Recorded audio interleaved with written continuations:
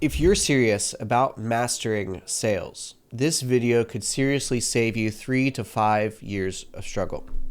If you don't know me, my name is Christian Jack, and exactly 3 years ago on Valentine's Day of 2022, I left my teacher's aide job where I was earning about $1,200 a month and got into high ticket sales. And fast forward to today, 3 years later, I have closed over $100 million in deals. Just stop for a second and think about it. I got into sales 3 years ago, not 20. And in that time, I've collected over $100 million.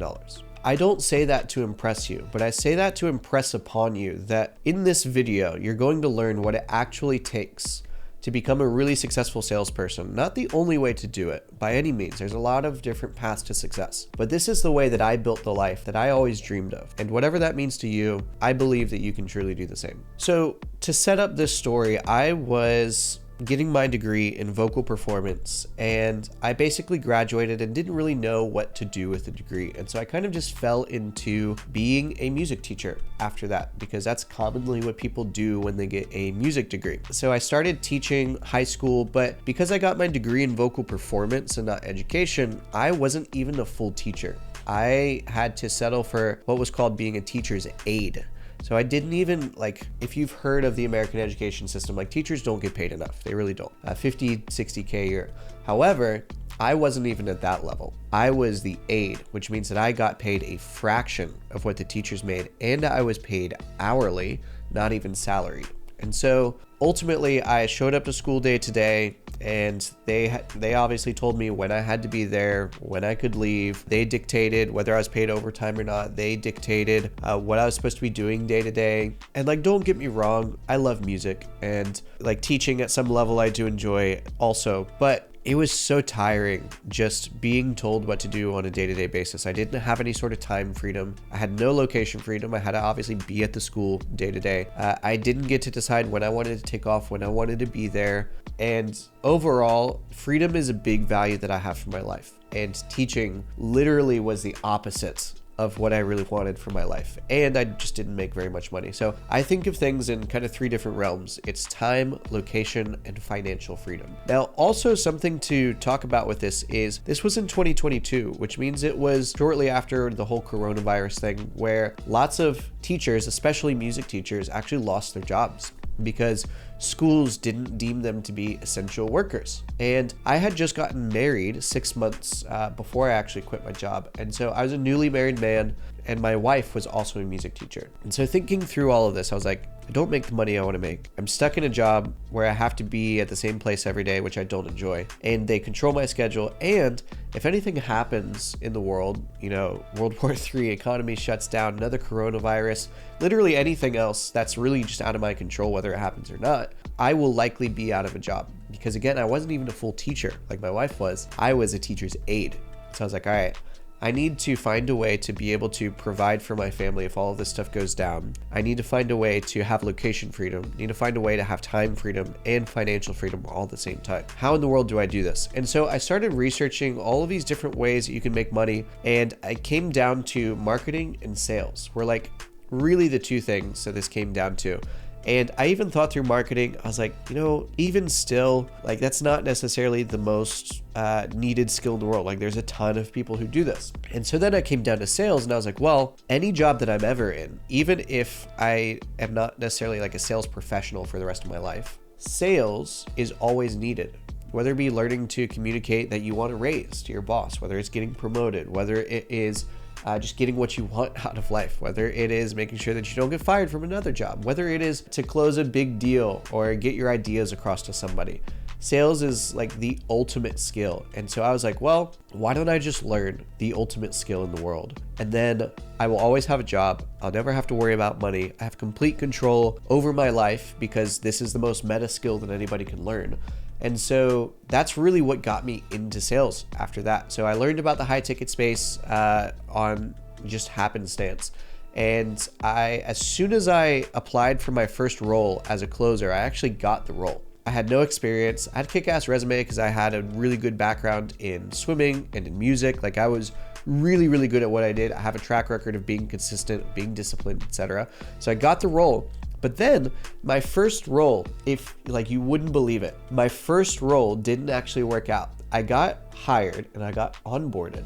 And there were about 40 hours of training videos that I had to go through. They gave me the next 48 hours to go through it. So I literally slept for 4 hours one night and 48 hours or 4 hours the next night. And I had to go through all of this material in order to be like fully onboarded to the team. So I was grinding, going through it. And my manager, basically, I never heard back from him. And a week went by. I never heard back from him. 2 weeks went by. I never heard back from him. 4 weeks went by and I had never heard back from him. I was wondering if I was being tested during this whole time. So I was just like following up like a motherfucker. And I was just like making sure that if I was being tested, I was still the ideal candidate, because I knew that this was just kind of the way that the coach worked anyway, kind of a hard grinds type of person. And I didn't really know much at the time. I was getting into sales. I was young. I was hungry. And so I just did it. And I still didn't hear back from the manager. And so I eventually started giving kind of ultimatums to the manager, because my wife started to get on me because I quit my job, which wasn't a lot of income, but we didn't make a lot of income in the first place. And so $1,200 a month lost really hit us hard, and we didn't have much savings beyond that. So I needed to start making money and started making money fast. And so I had to tell the manager, I was like, listen, dude, I haven't heard from you for a month. I need to move on and like find a way to make money, because I quit my job because I realized I had another job. I didn't know how the industry worked. I didn't know that I was a contractor. I didn't understand any of that. I just knew that I had another job. And so I quit my teaching job. I was so ready to get out of it. And so then from there, that really started me off on the right foot, because I was just thrown into the fire immediately. I didn't get on my first sales role and it work out. I didn't get on my first sales role and immediately start making 10, 20K a month. I got on my first sales role and made zero money, didn't even hear from the fucking manager, and then had to go out and figure out a way to get my next role. And so this taught me how to network. This taught me resilience. This taught me, listen, you really want this, because at the same time, my entire family was telling me this was all a scam. My entire friends circle was telling me that this was an MLM. My entire social circle at that time was telling me, Christian, you're making the wrong decision and you need to go back to what you were doing before. Like, stop chasing this dream. It's not going to happen. And I will say the only person that really didn't tell me that was my wife. She simply told me, hey, we need to make money, so like do something. And she was the one that really helped me move on from that situation. So shout out to my wife for that. Now, moving on from there, I actually got my first real role where I started selling by going to that influencer who I got hired by. And I went into his testimonials because he was a coach coaching coaches. Shocking.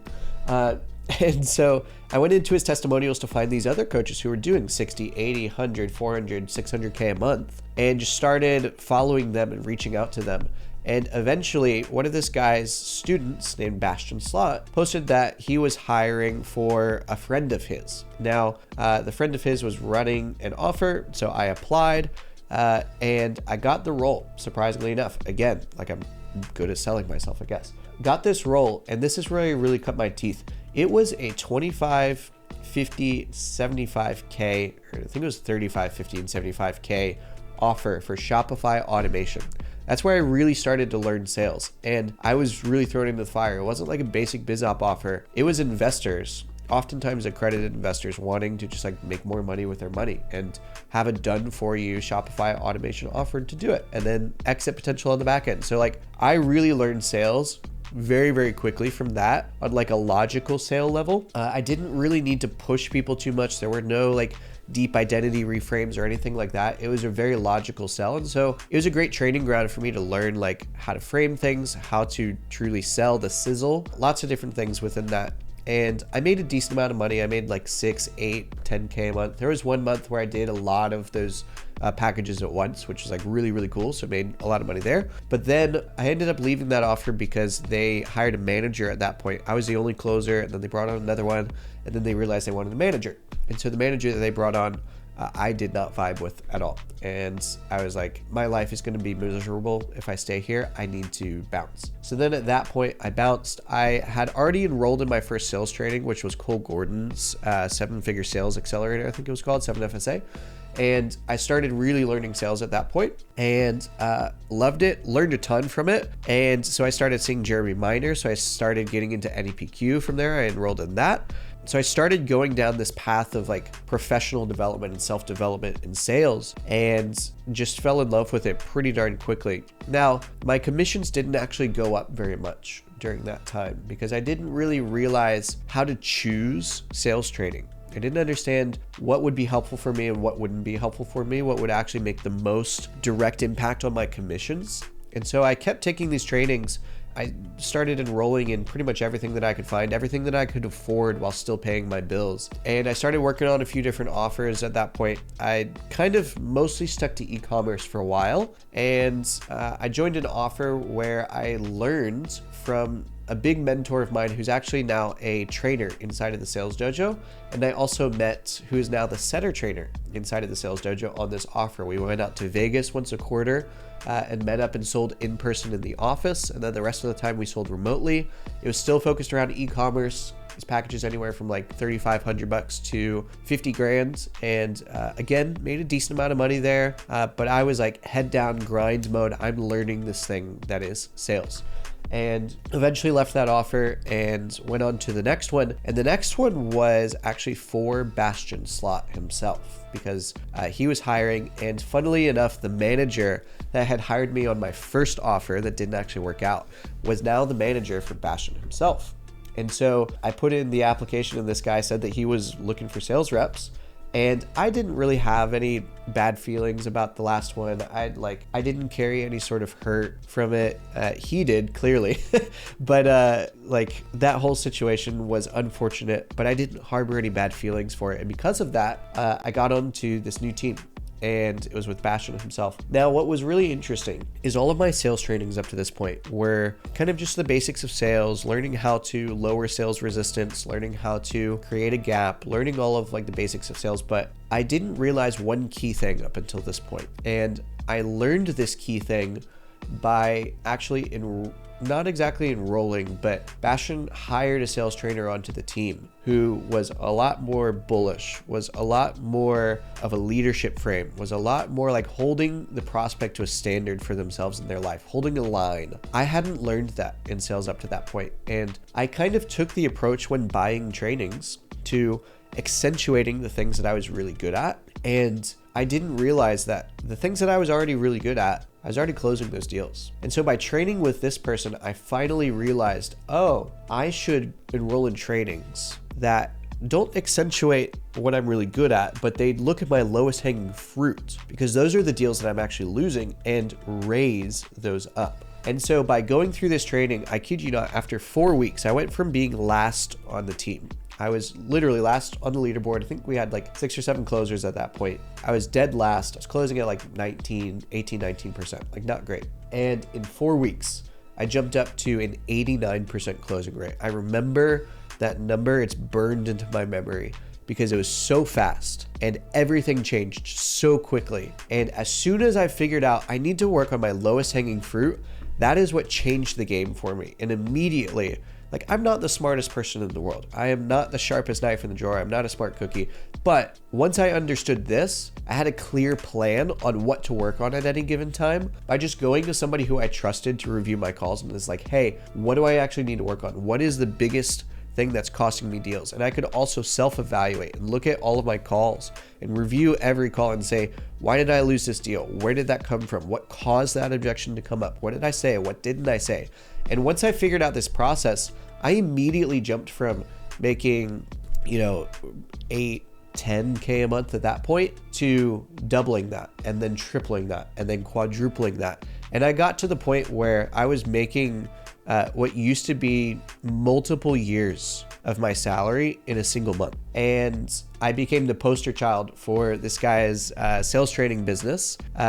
We became really good friends and I just continued enrolling into other sales trainings. I got a VA at that point in order to help me leverage my time so I could spend more time on calls.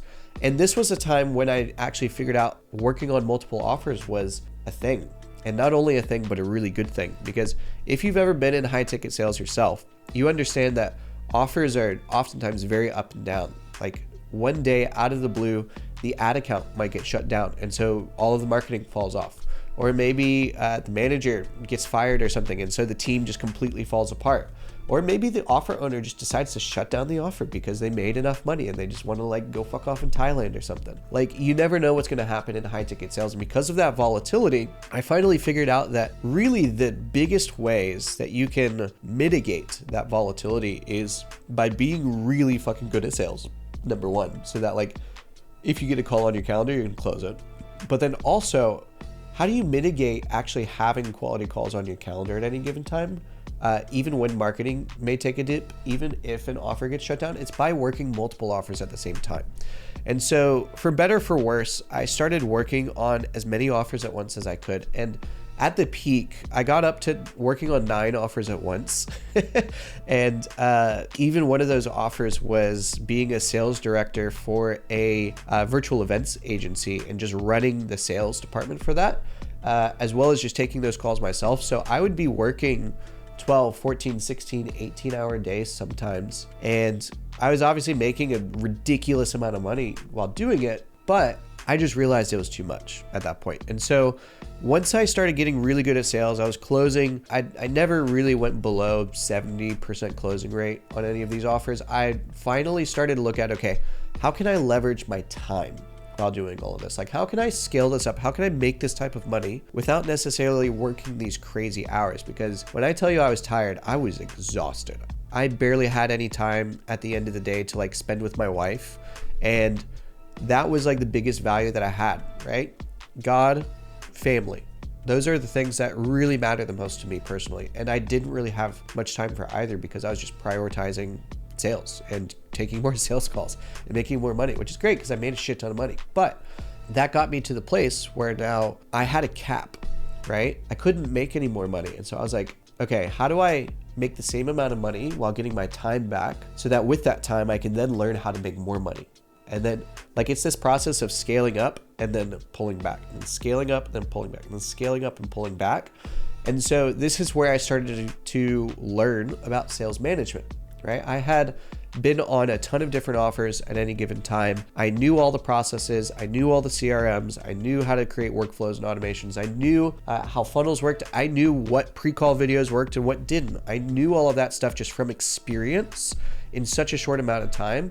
But I had never actually done it. So this is where I started to get into sales management. I started with one offer and then I started managing 2 offers. And I kind of did the fractional management thing for a while. And again, I started making a lot more money than what I had even made before with less time. And so this is where I learned to delegate and all these sorts of systems. At that point, I had done a lot in sales, and even as a manager, I was still selling a lot of the time. But this is where I started to learn about whale offers and whale accounts. And this is also the part of the video where I can't go too deep into the details because there's NDAs involved, but this is where you start really selling very, very high level packages, such as like right now I sell $1 million a year coaching program. And close it in one call. So like you can do a lot very, very quickly. But it didn't start there, right? I started with that 30, 50, 75K offer. The next offer was that 3,500 to 50K. The next offer was just like $4,000 to $6,000. I think they had an $8,000 package as well. And so I did a lot of that stuff for a long time. And I think a lot of people just make the mistake of wanting to scale up too quickly. They're looking for how to sell those $1 million a year coaching programs. They're looking for how to sell the 50K packages, how to sell a 100K package, how to like get onto offers that do that.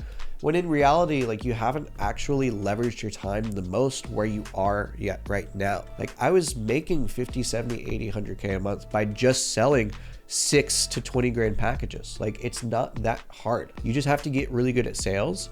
You have to have a VA and you have to leverage your time in a way where like you're spending all of your working time on an actual call.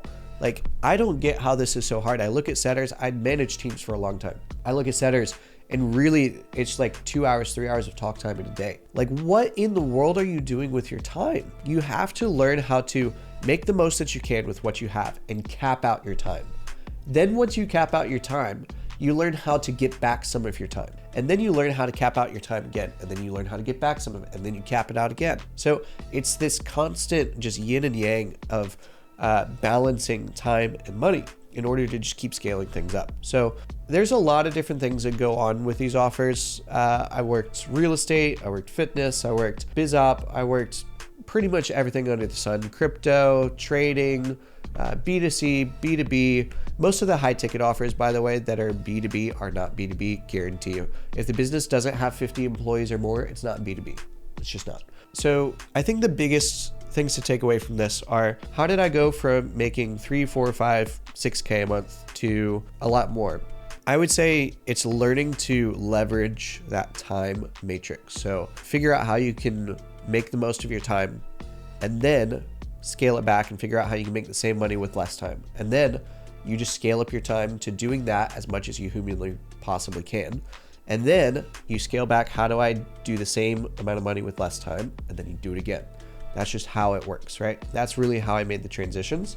And a lot of that was learning how to close better, right? How to make the most of the calls. I went from taking 60-minute calls to taking 45-minute calls to taking 30-minute calls. So me working 18 hours a day, I can take 36 calls in a day. And like most people get capped out at 8. Just think about the math on that. People wonder, I see comments on my stuff all the time.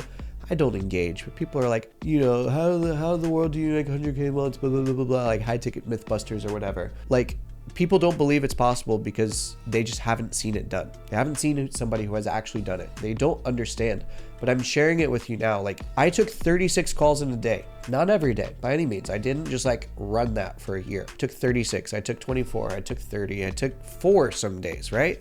Like, you have to balance what your capability is, but you never know unless you fucking try, right? And so when you hear I'm taking 36 calls a day for every one of your 8 calls a day, and you wonder how I made so much more, like, that's why. Now, I also can take 1 call a day doing what I'm doing now and make what you make in a year in 1 call. So like, it's a balancing act, right? There's growth, there's levels, but I had to go through what I was doing before in order to get to where I am now. So what was I selling when I was making a lot of money? I would say this is really helpful if you're looking for good offers. There's a couple of things that go into this. Number one is a truly great marketer. Whatever offer you're on, I don't really give too much of a shit about the sales department. I care more about the marketing, because if marketing is good, I know that I can sell it. I don't care about the systems. Just give me the fucking call. I'll close it. So marketing is number one. Number two is blue ocean versus red ocean markets. If you're in a blue ocean market, you're probably going to do fairly well, right? If you're in a red ocean market, the marketing better be really spot on, and there better be a very unique mechanism or something differentiating your offer from other people's. If you don't know what blue ocean and red ocean is, blue ocean means that there's not a lot of people doing what your offer does. Red ocean means there is a ton of people doing what your offer does. So blue ocean might be when the crypto market was on a bull run. That's when I was selling crypto. That was a blue ocean market. Like, crypto was gaining a lot of traction. Everyone wanted into crypto, right? It was a very hot market, and there were a few people doing what we were doing, but not a ton, not in the way that we were doing it. And so it was mostly a blue ocean market. Now, red ocean market might be maybe you are helping real estate agents with lead generation, right? That is a very red ocean market. There's a ton of ways to generate leads these days, so many. And so, like, what's different about what you do? Red ocean markets can still work well to make a lot of money, but generally they're not going to be the offers where you do 50K plus a month on just that offer as a salesperson, right? It's just generally not going to happen. So blue ocean versus red ocean. And then the last thing that I would say is trending, right? When TikTok Shop was trending, I knew people on those offers making 50K plus a month. When crypto was trending, I was making a lot of money on crypto offers. Now that AI is trending, people are making a ton of money on AI offers. So it's a combination of those 3 things, in my opinion, that really makes for a quality offer. Now, one bonus piece is I haven't really talked about the sales teams with any of these. What I look for in the sales teams is managers and owners who I can look up to personally, like as an operator, as an owner, as a manager, just as a human being. That's really what I look for. And also, when I look up to them, it's because they don't micromanage. right? Now, this is going to hit some people the right way. It's going to hit some people the wrong way. If you need to be micromanaged, get on an offer that micromanages. Know yourself. Don't just say, like, I want to have freedom, and so I'm going to get on an offer that doesn't micromanage. Like, look at your life. Look at the results that you have. If you struggle with discipline, with showing up day to day, with being motivated day to day, get on an offer that micromanages you. You will make more money than you ever have in your life. I almost guarantee it. However, if you don't struggle with those things, you can get on an offer that doesn't micromanage you and do very, very well, and you'll be very happy. Me personally, I do well with both. I don't like being micromanaged, but like, you give me a to-do list, I will knock it every time. I will knock it out of the park every goddamn time. If you tell me exactly what to do, if you push me, you cannot push me hard enough. I guarantee it. My parents literally told my vocal professor behind my back when I went into college. I found out when I graduated. They told my vocal professor, you cannot push Christian hard enough. So push him as hard as you can, right? Push him to do more. Push him to work harder. And that's who I am personally. You cannot push me hard enough. And so anytime I'm on an offer that pushes me, where the manager is like, Christian, get your shit together. Like, do better, do more, work harder. Like, you could have done better on this little thing in your call. I adore that. I love that. But also at the same time, I hate it because, again, one of my biggest values in life is just freedom. And so it's not very freeing to be in that situation. So now I work on offers where I'm not micromanaged at all. People literally just like put one call on my calendar in a day, and it's fine because they know that I'm going to close it. And that's what gave me so much leverage to work on 9 offers at once as well. Whenever I was interviewing, they were like, oh, we want you full time. I was like, no, I'm not going to be here full time. It's first come, first serve on my calendar. But you know, if you put something on my calendar, I'm going to close it. Here's the proof. And just the confidence that I conveyed with them on the call and my proof of my sales skills in my communication with them. That's what ultimately allowed me to do a lot of different things. So that's what I was selling when I was making so much money. Just focus on those things and you'll probably make a ton of money yourself. The next thing that I have on this list that I'm going through is, were there ever times when you doubted yourself and thought that you should go back and get a stable thing? Absolutely. Before I was making money, when I was making 4, 5, 6, 7, 8K a month, even up to 10K a month, I wondered if I should go back so many times because I hadn't figured out the multiple offers things. I hadn't figured out how to really make a lot of money and close a lot of deals.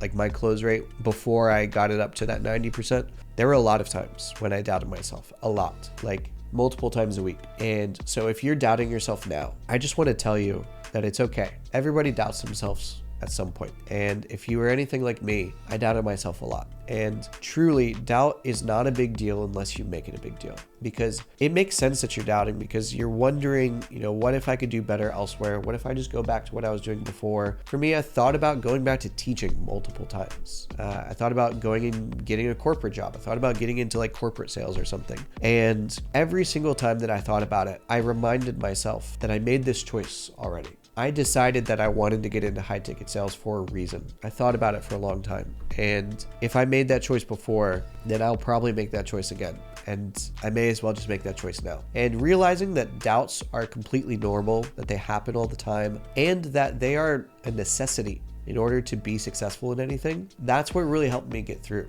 Because anything that you want in your life, any sort of traits that you want to have, if you want to have patience, then your patience has to be tested in order for you to be patient. If you were to build a strong person, how would you make them strong? You would test their strength, right? If you wanted to build a consistent person who's just disciplined, how would you build a consistent person? You would test their discipline daily. You would test their consistency daily.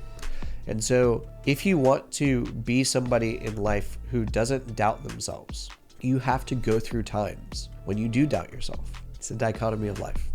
Biggest mentors along the way is going to be a really key one here as well. I would like to shout out a few people who have made a really big impact on my journey. I am not somebody who is here to gatekeep. I am not somebody who is here to like have this scarcity mindset where like I don't want to share names of a ton of other people. So the biggest impacts on my sales career have been, I would say, Jeremy Miner, Bill Walsh, Ed Milet, Josh Lyons, Alex Hormozy, Chase Hughes, and probably Matt Ryder as well. All of those people are fantastic people to learn so many things from. I've gotten one-on-one coaching from pretty much all of them, and it's massively impacted my career. And so I've taken all of the things that I've learned from all of those people and just like piled it into the Sales Dojo in some ways. Everybody's really good at one thing, but I found that even all of those people, as great as they are at everything, they're not great at every part of the process. And so that's why I created the Sales Dojo at the end of the day. And that's really what has created it. So off the back of all of this, I made a lot of money, right? And I have a lot of freedom. I ended up getting to the point where I was not only training the top salespeople in the space, but I was also training the top sales managers in the space. I got into consulting. I got into the place where I was helping businesses who were doing 13, 15 million a month, like do more. And it was a really cool journey. But after all of that, I actually decided to step back from all of that to come back to what I found that I really gained the most fulfillment from, what I really gained the most joy from. And that was sales training.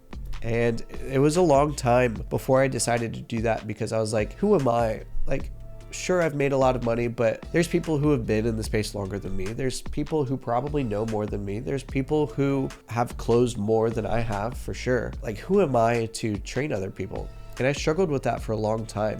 But eventually, through a lot of hard work and through mentors and through working with Bogdan Mikov, also, I'm going to shout him out because that's been very impactful for me as well. I finally got over myself, and I got over my own selfishness of just thinking about who am I, and started to think about all the people that I knew that I could help. I started to think about all of you watching this video right now. And in that process, I finally decided that I wanted to make the last sales training that anybody ever needed. And I decided to price it at such a ridiculously low price that anybody could buy it. I didn't want to build a high ticket sales coaching business where you pay $12K for 3 months and try to make $250, $300K, $1 million a month. My goal is to give back to the sales community.